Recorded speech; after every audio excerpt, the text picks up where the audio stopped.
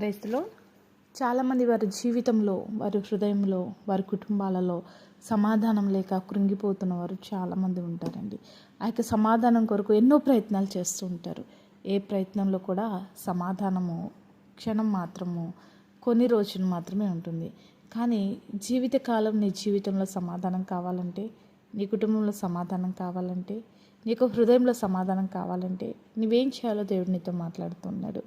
ఎవరైతే దేవునితో సహవాసం చేస్తారో, యోబు గ్రంథంలో రాయబడి ఉన్నది, ఆయనతో సహవాసం చేసిన యెడల నీకు నెమ్మది కలుగునని. ప్రియకుమార, ప్రియకుమార్తె, నువ్వు అన్నీ చేసావు కానీ దేవునితో సహవాసం చేస్తున్నావా? ఎప్పుడైతే నువ్వు దేవునితో సాహసం చేస్తావో నీకు సమాధానం ఇచ్చే దేవుడు నీకు తోడుగా ఉన్నాడు.